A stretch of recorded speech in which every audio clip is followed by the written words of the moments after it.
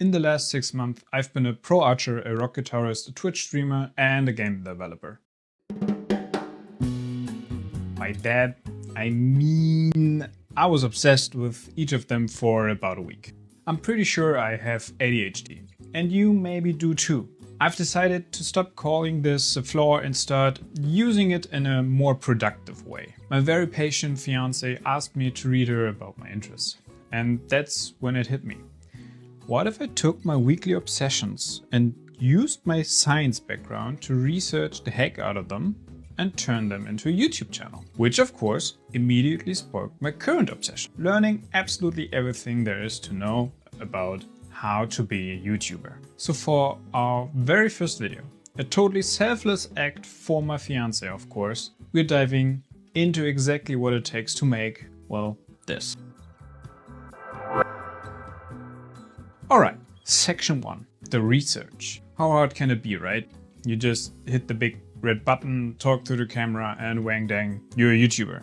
Wrong, because apparently that's before you account for the script, the lighting, the audio, the camera, the A-roll, the B-roll, the T-roll, the hook, the title, the thumbnail. Oh my god, the thumbnail. And of course, the almighty algorithm. Not to mention the CTR, the CTA, the SAO, the YPP, the RPM, the CPM, and I think I'm having a stroke. But chaos is just data you haven't organized. And I'm a man of science. Time to put a metaphorical lab coat on and see what the sausage is made of. My process? Take this avalanche of information, run it through my own personal algorithm, and turn the chaos into a simple, actionable framework. Let's start.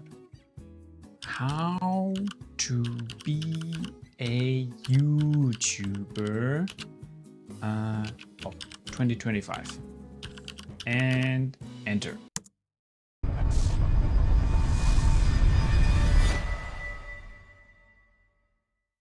Well, that's a lot. Trying to tackle everything at once is a guaranteed path to burnout. A good scientist doesn't just ask, what's the deal with everything? They focus their hyperfixation. The YouTube meta changes faster than my hobbies. What worked in 2015 is ancient history. We need to know what works now. So we need a proper research question. Our first draft, how to YouTube good? Yeah, that's useless.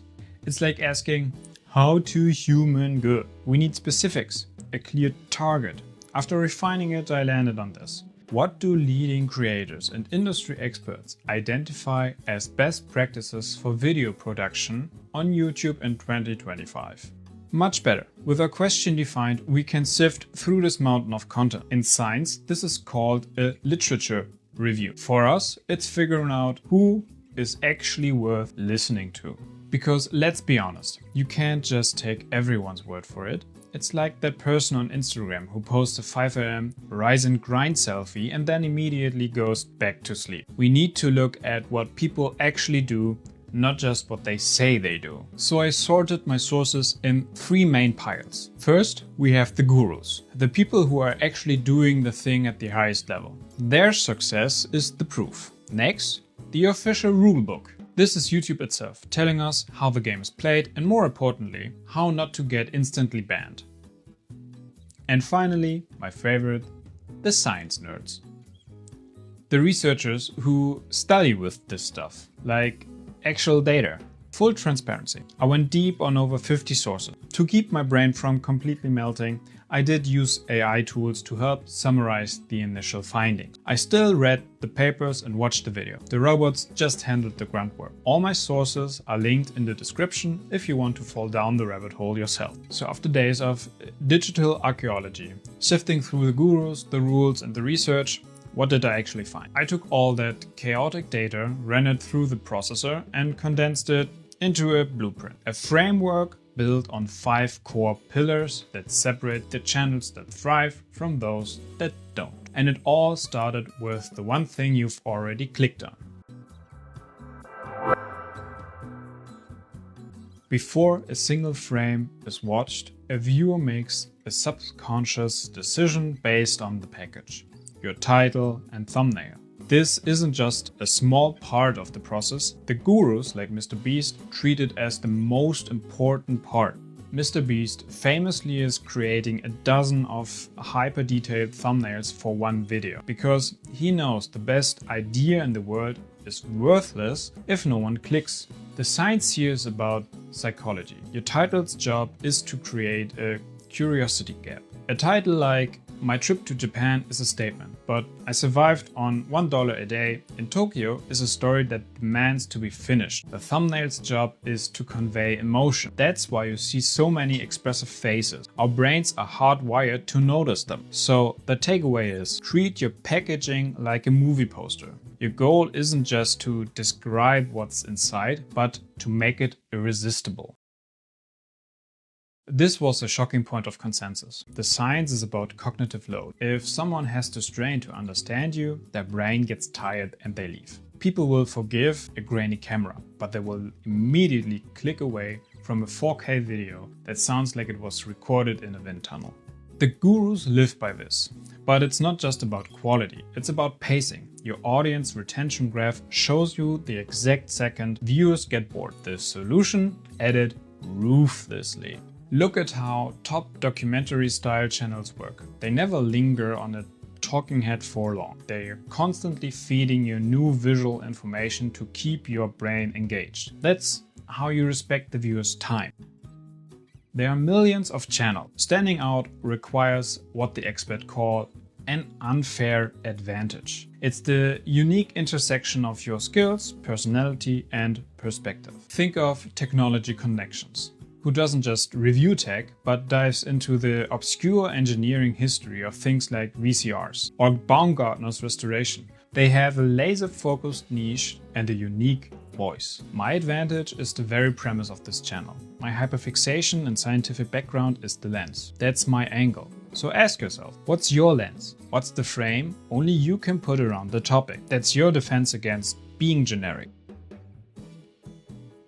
This is where listening to the rulebook, YouTube itself, is non-negotiable. The platform is a rented space. The most common landmines the gurus warn about are copyright and monetization. For example, a streamer plays a game with a licensed song in the background. The stream is fine, but when they upload the VOD, boom, copyright claim. All the ad revenue for their hard work is now going to the record label. It also applies to advertiser friendliness. YouTube literally gives you a checklist asking about profanity, violence, or sensitive topics. Being honest here is crucial. This boring administrative step is what protects your ability to earn money and keep your channel in good standing. Your video is not just content, it's an experiment. This is the scientific method in practice. Your hypothesis was your title and thumbnail. Your experiment was published, and your data is in the YouTube studio. Top creators are now using YouTube's A/B testing tool to experiment. They run 2 thumbnails for the first 24 hours, see which one will get more clicks, and then permanently switch to the winner. They're not guessing what works, they're measuring it. Your most important tool is the audience retention graph. You might see a huge drop-off at the beginning. You look back and realize your intro was 30 seconds of just rambling. The data is telling you to get to the point faster. That's not a failure, it's a successful experiment. Because now you have a finding you can use to make your next video even better. It also means improvement comes over time the more data and measurements you have. This is also shown in the science, since YouTube's algorithm also has to get to know you and your potential viewers. Alright, now we have the 5 pillars. We distilled all the research into them. And if your brain works anything like mine, you're already forgetting pillar number 2. But the whole point of this was to turn chaos into an actionable plan. So I built one. I've synthesized all this research into a 1-page checklist. It's a simple blueprint that walks you through these 5 principles for every video you make. It's completely free and the link is in the description. Alright, before we get to the conclusion, I'm contractually obligated to thank the sponsor that made this very first video possible.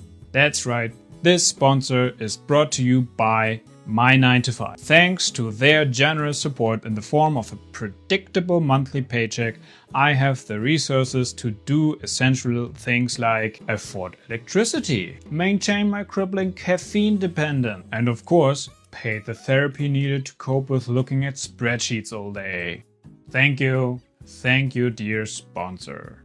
But here's the thing. Is my soul for sale for a different sponsor for the right price? Absolutely. So if you're a brand watching this and you want to get in on the ground floor of this public experiment and maybe save me from my spreadsheets, my business email is waiting for you in the description below. Please, I'm begging you. And we're back. So that's the framework. It's the system I built to turn my weekly obsessions into this jam. Will it work? I have honestly no idea. Because let's be real, I will probably be bored of this by next Thursday. But I'm going to follow this checklist and document the process, and you will maybe see it a second time. I don't know. Maybe you don't even see it the first time because I think this whole thing is cringe or something. Now, if you excuse me, I'm starting to get really interested in lying in my bed and watching TikToks all day. Could that be a topic for next week? Maybe. Whatever. So yeah, see you